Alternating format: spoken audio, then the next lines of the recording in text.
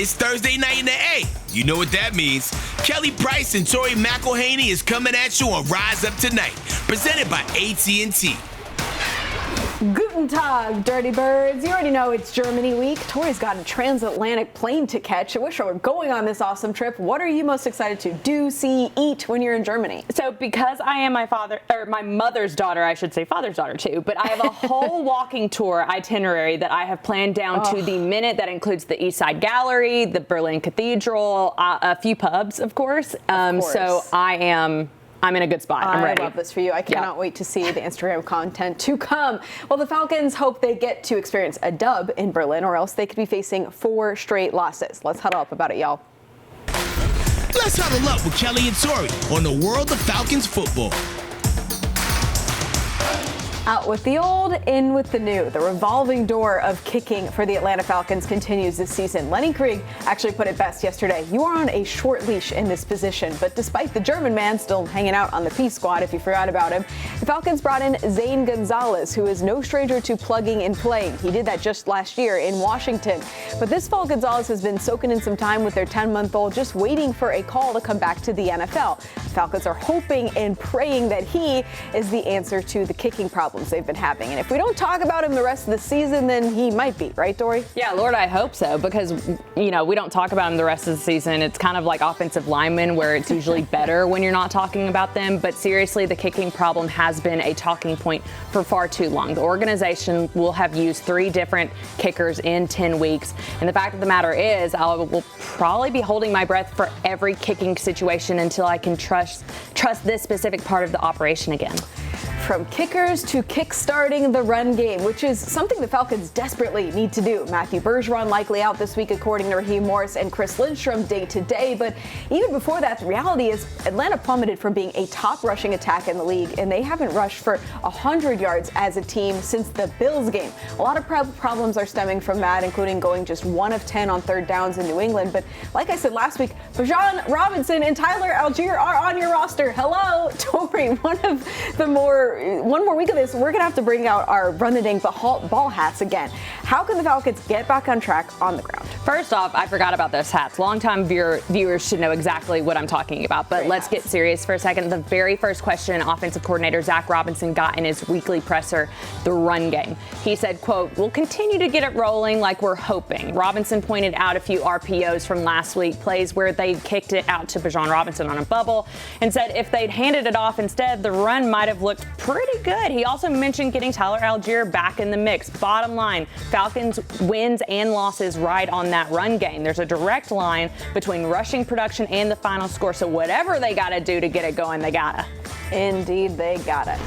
Meantime, the biggest trade deadline headline was brought to you by the Indianapolis Colts. What a wild story they are this year. Now piecing the AFC, trading 2 first-round picks to the Jets for corner Sauce Gardner. And Indy hopes he's got a valid passport because he's about to be in Berlin in a Colts uniform.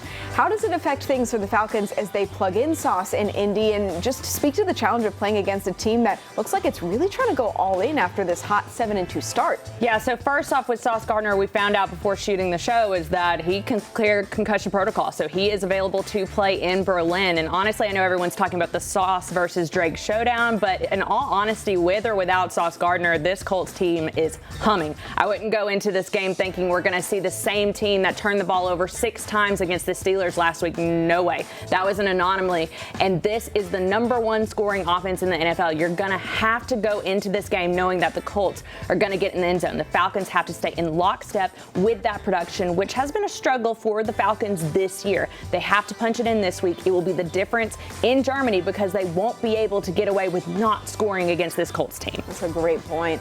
Well, the leaves are changing here in Atlanta, and it was full-on fall in New England for last weekend's road trip. Let's see what the boys cooked up with some fall fits. We are walking in. Got to start with Darnell Mooney, his fuzzy sweater. Surprising that this is his first appearance in walking in, I think, this season. Nonetheless, love the look, twin. We love a black sweater moment. We really do. It's comfy, it's classy, it has a cool bag. Honestly, everything you could want in a fit. And cool shades as well. Yeah. All right, meanwhile, the season's mainstay in this segment, Josh Woods. Didn't have that on my my bingo card going into the year. Another banger, and for the reason being, outside of just loving the look in general, these are all little patches for counties in Maryland where he's from and went to college. Love that. Very nice. A very niche article of clothing that may not mean most to some, but means a whole lot to the person wearing it is actually something I find very endearing. So I love this by Josh. The team on paper, we all know, it has everything they need for a deep playoff run. The girls that get it, get it. In preparation for the Berlin game, we had to bring in our friend Fabian Lampe, who knows the Dirty Birds probably better than anyone else in Germany. Stay tuned for that coming your way later in the show. And before heading out of the country, the Falcons gave back to those who have served our country. This story is coming up next on Rise Up Tonight. Rise Up Tonight is presented by AT&T and brought to you by Georgia Lottery. Today could be the day. By Mercedes-Benz, the best of nothing. And by Home Depot, how doers get more done. Do you ever wonder what's really on your favorite player's mind? It's time for the question of the week. What are you most excited to see or eat when you go to Germany? I don't know. Criminal offensive side eye. I'm excited to eat. I feel like you gotta do a brat when you're in Germany. Probably a bratwurst or sausage. Oh, I want their bolognese. Man, that pasta was busting, man. For sure.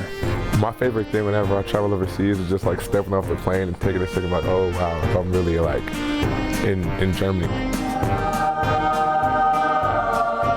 That's where they have a punchki. Huh? What's it called? You ever heard of a pachki? A punchki? Can't tell you what it is. It's like a donut. It's like a donut. I don't know if it's German. It's from somewhere around there. You ain't got the answers, man. Punchkis. A punchki, yeah. I think that's what it's called. I think that may be the name. I'll have to put our research department on For that sure. one. You ever heard of a pachki? A punchki? It's like a donut. It's like a donut. What's it called?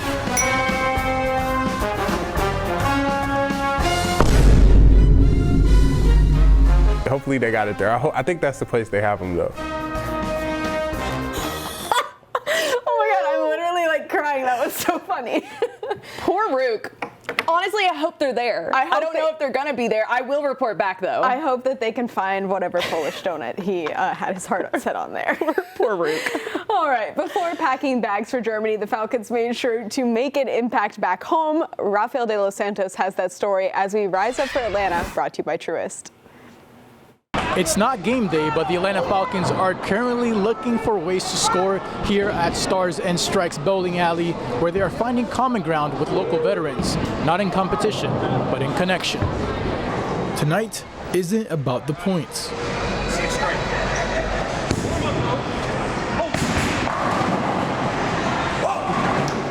It's about honoring service and building bonds that go far beyond the bowling lanes. It's just awesome, just hearing the stories and just building relationships with them. So I think and hitting strikes and spares. So I think that's the most important thing. So it's awesome. For the second year in a row, the Atlanta Falcons hosted veterans from the Bowlers to Veterans Link and the Atlanta VA healthcare system at Stars and Strikes for a night of bowling, giving the local vets and the Atlanta Falcons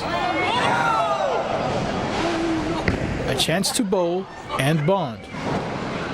I mean, who wouldn't want to be here? I mean, come on. Between football stars and bowling strikes. Marine Corps veteran Jacqueline Fields says one Falcon stood above the rest. I'm going to say Tyler. He is the man. There's not much that stands in front of Tyler Algier on the football field, who brought his own shoes and bowling balls to the occasion. Been bowling since a kid. But in the lanes, it was Jacqueline's moment to shine.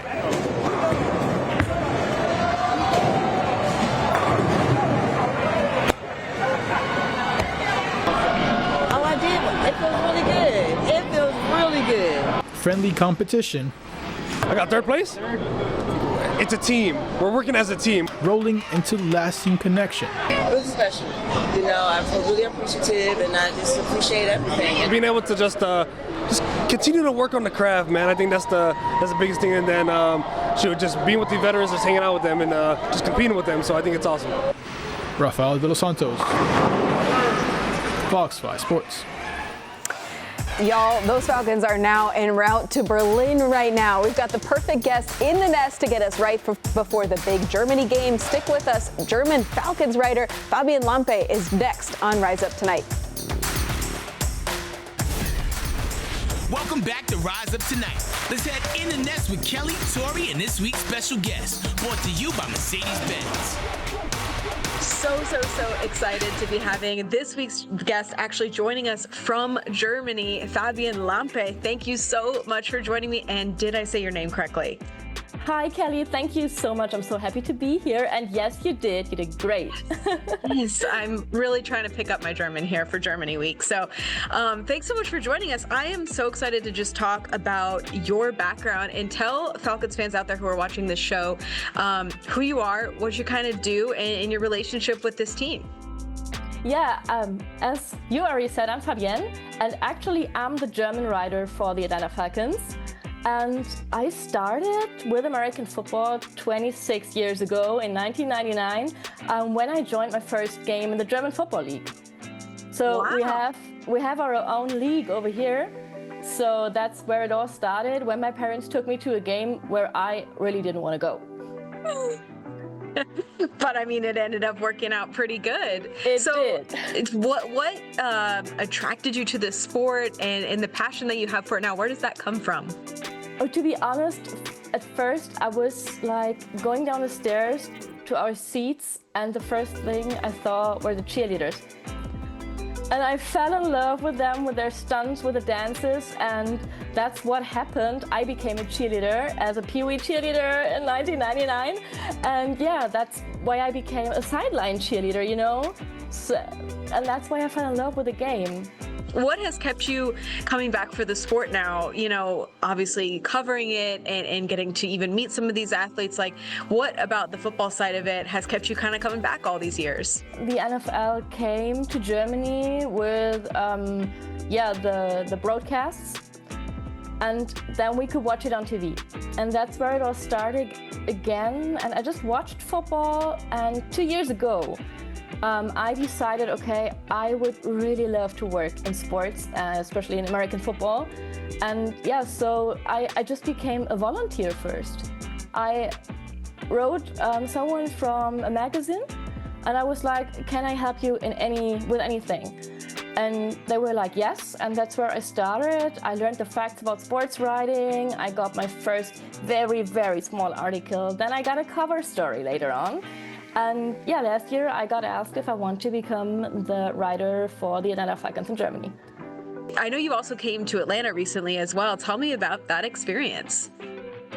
It was so cool. I still have no words. I came to Atlanta twice. So I came for the season opener in September, and I was so happy. It was like a dream come true, because it's a difference to work from Germany all the time or to actually be in the city, in the stadium, to get to know the people, the team. And I really fell in love with the vibe of the city. It's crazy, and with the people over there. You're all so nice, and I felt like home. Over in Germany specifically, I feel like I've seen online, at least, a lot of German fans of the Falcons. How do people kind of find their teams? Like, how does someone in Germany become a fan of the Falcons versus, the Steelers or Cowboys or something like that? I cannot really tell you, because some people say it's because of the colors. Like the Steelers have the same colors as a soccer team in Germany. So sometimes that's where they find their team, or it was the first game they saw on TV, or they went to the States and went to a game, and it was like there they found their team. It's very, very different. So what do you expect for this Berlin game as far as, I don't know, what do you expect? Because I don't know what to expect at all. International games have their own rules and their own magic. And everything can happen. Like, you don't really know who's going to win this game, even if we know the all-time record between the Falcons and the Colts. But international games are very, very special. And I expect that the game will be decided by who performs better, because you have to think about the possibility of a jet lag. We have a 6-hour time difference, and who can control the game from the first snap. That will be the one who wins the game. But I'm so excited because you will experience the vibe of the NFL in Germany, because it's absolutely different from the US. We don't have this typical tailgating. We don't have those barbecues, the trucks and everything before a game. We celebrate a whole weekend with our friends, with like family, with random strangers. Like, we're all together, and you will see jerseys, hoodies from all the 32 teams in the league. And that's what makes it so special, that there will sit Falcons fans with like Saints, Panthers, Buccaneers fans on the same table, talking about American football. Even if like they are the rivals in the game, this weekend we will all be friends. So tell me about your thoughts on this team too. Just obviously it's not the season that a lot of people wanted at 3-5 now on the year, but who are the players that maybe excite you the most, and what are you excited to see in person with this team? The team on paper, we all know, it has everything they need for a deep playoff run. And it's so like you're missing that last bit of luck this year. Again, like, you know, you have the best defense in years. You changed the philosophy of the defense with bringing Jeff Ulbrich, and the rookies last weekend, like, that's what we wanted to see. And you have a standout running back, you have a standout wide receiver, and even Kyle Pitts is back on track, you know? I'm very excited to see all of them play here, and I hope they bring on their best performance. I'm really happy to see Bijan again, because I was talking to him in May when he was in Berlin for the Bijan in Berlin event. That we did an interview, so I'm always happy to see him and the whole team. I'm very excited for them. Yeah, I don't know. It's just like they're missing that last bit of luck, and we know the kicker. I still hope Lenny will get his chance, but that's what Tori already wrote about yesterday. So we will see. I guess too, like, I mean, obviously he's from Berlin. Like, I just talked to him in the locker room. He said he's having like 100 family and friends, you know, come, because obviously they're all there. How excited are German fans for him, even if he doesn't take the field? Just, you know, we have one of our own on this roster. Absolutely, it was crazy. It was crazy when he signed with the Falcons. Like, he grew, his Instagram account grew so fast, and everyone knows Lenny Krieg. You know, so it's pretty cool that a German player comes to Germany, and it's a dream for everyone in Germany that a German player on the roster plays in Germany. And he's Berlin born, so born and raised. So it would be awesome. It would be like the Cinderella story. Thank you so much for joining us all the way from Germany. What a fun conversation. Anyone who wants to catch the full conversation, head to fox5atlanta.com. We'll post the full thing on there, and we'll be right back on Rise Up Tonight. Hey Atlanta, this is Head Crack talking, and you watching Rise Up Tonight, presented by AT&T. Penix on 4th down, looking for London, and did he bring it in? Yes! What a catch! How many times have I watched that? Yes, I will just go with yes. I've watched that many times. Same. So good. So obviously he was a big part of what the Falcons did offensively on Sunday in New England, but on the other side of it, for the Colts, Jonathan Taylor, a huge part of what they do offensively. How can the Falcons kind of limit him? So make no mistake about it, Jonathan Taylor is the top dog of running backs so far in 2025. He is averaging 5.7 yards per carry. He leads running backs in missed tackles forced. The Falcons' run defense, which has been better in the last couple of weeks, has a pretty tall test ahead of them this weekend in Berlin against Jonathan Taylor and the Colts. Yeah, it'll be interesting to see how they contain him and how they maybe get their run game going on the Falcons side of it. All right, we'll be back next Thursday to wrap it up. Auf Wiedersehen.